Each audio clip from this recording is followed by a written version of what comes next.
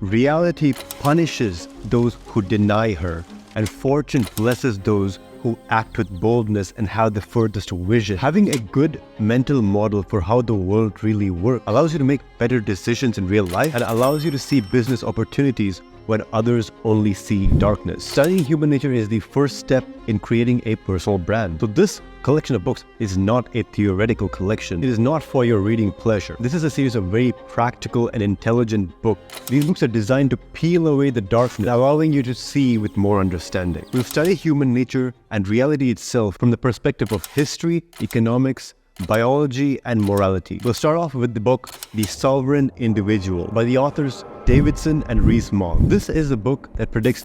This book is full of interesting predictions, and if you look up a online review of this book, you'll see that people are amazed by the prediction of such trivial things as smartphones and the gig economy. These are distractions. These are not the key predictions of this book. You see, most non-fiction writers who write about the future are often cowards. They'll shy away from making predictions, or if they do make a prediction, they'll cover it in caveat so that the prediction itself is without fangs, without any skin in the game. But not so in this book. The authors are bold. They go ahead and make what they think is the best possible prediction based on the knowledge and information which they have. And here's the thing, making predictions is risky because if they come wrong, then you look like a fool. So I have a lot of respect for this book just for making those predictions, making them with boldness, and support their predictions with facts and the actual logical structure which leads them to make those conclusions. So the real frightening prediction that the book makes is regarding the fragility of the nation state. It says that the nation state will always try to find itself in a war because a war serves to better its own interests, even at the expense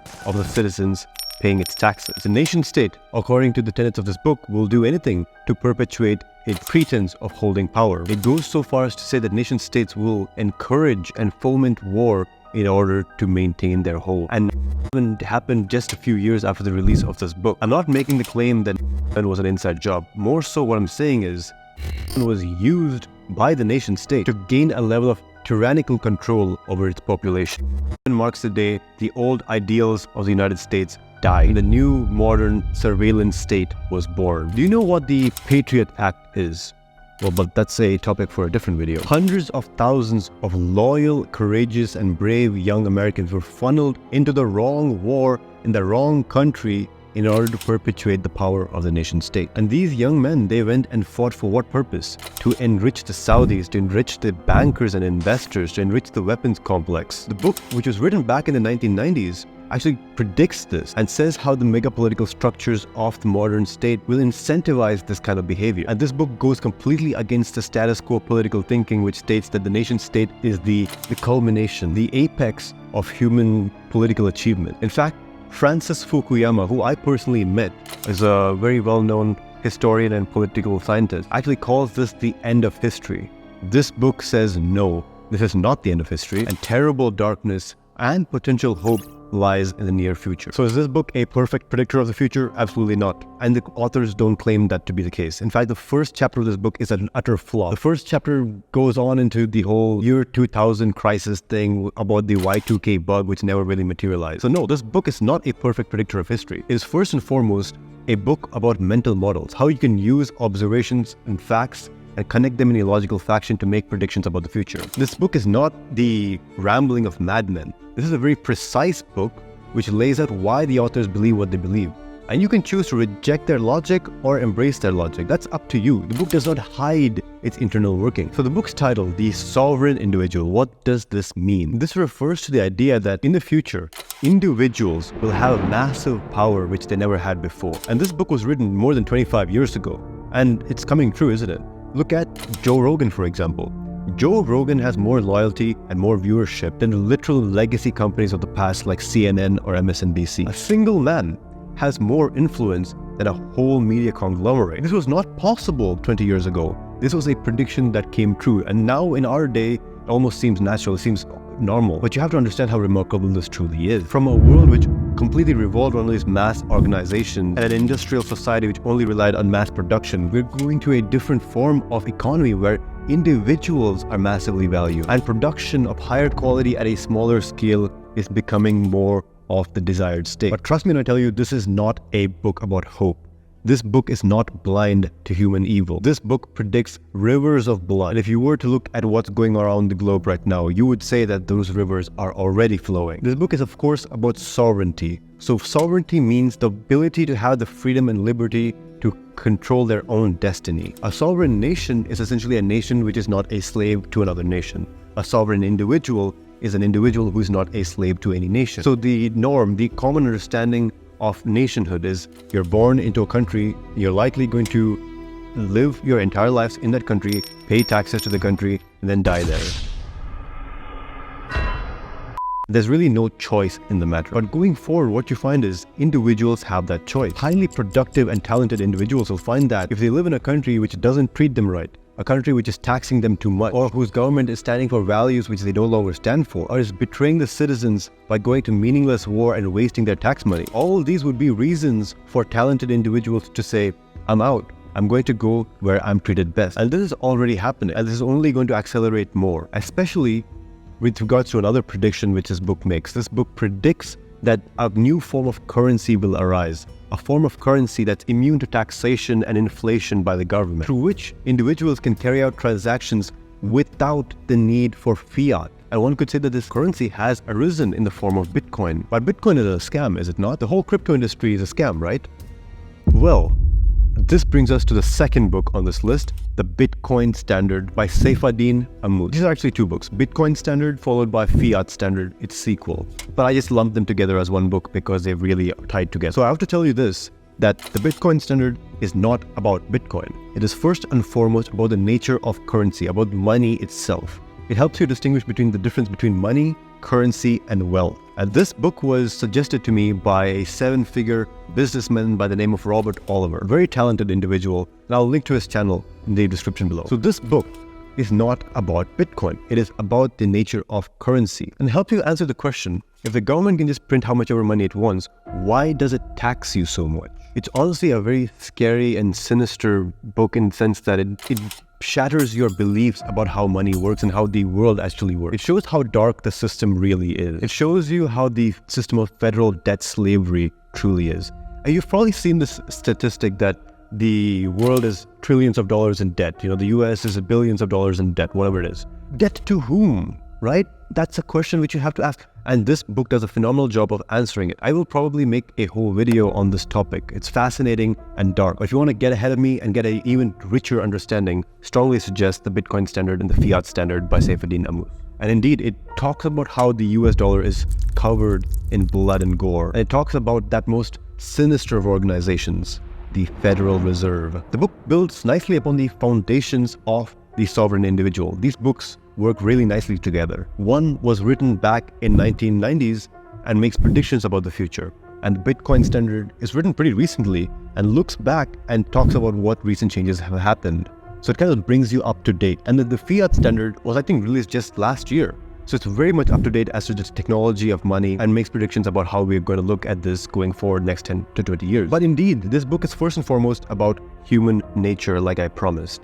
It shows you how the incentive structures created by the money system that we have truly shape every aspect of society. And you know me, I love to understand my history. And in my previous video about the Roman Empire and its demise and what we can learn from it, I talk about the debasement of currency. I tell you that debasement is essentially the old term when you add base metals to gold in order to water it down for the government to create more money. But it doesn't really create more money. What it really does is creates more fiat token. The common term for this used by the gremlin, verminous macroeconomists is called quantitative easing. And these folk will tell you that a slight amount of inflation is actually good for the economy. It promotes business growth. It promotes investment. But you know what? This is actually just marketing speak. Imagine if they told you, hey, your tax as a citizen is 40%.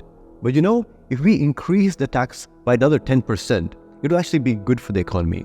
Would you believe them, or would you start drawing the pitchforks? This book helps you understand the truth behind the lies. It makes you understand why big business, big media, and the government say the things that they do. It starts to make sense for the first time. And one could excuse the Romans.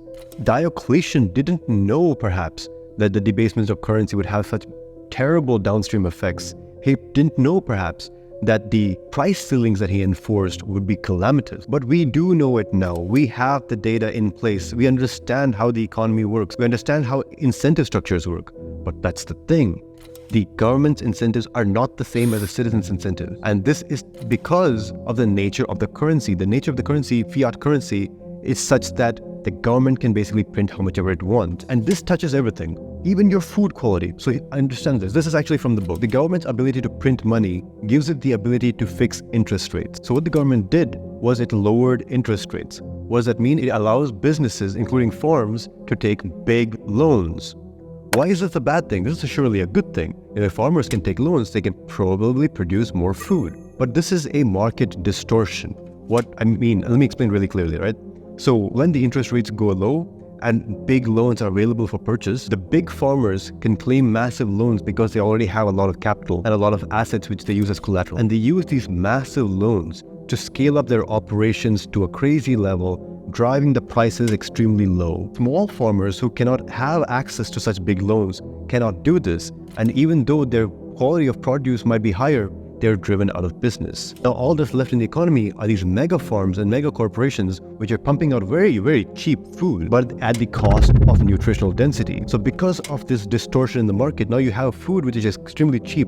If the only thing you meant by food was just calories. So yes, in the United States, calories are extremely cheap, but nutrition becomes expensive. In a natural economy, this shouldn't be the case. You shouldn't have calories going in one direction and nutrition going in the other direction. But because of the nature of government subsidies, enabled by the fact that the government has fiat money to print, you have this disgusting situation where people are fat and they're obese, but they're obese and fat because they're malnutrition. It's ridiculous. This is a clown world which is enabled by the currency that we use. So strongly suggest reading this book to understand this at a more granular level. And indeed, here's the most sinister part. The nature of our money system determines the morality of society as a whole. Why is this? So, savings, right? You earn money, cool. You save it in your bank account.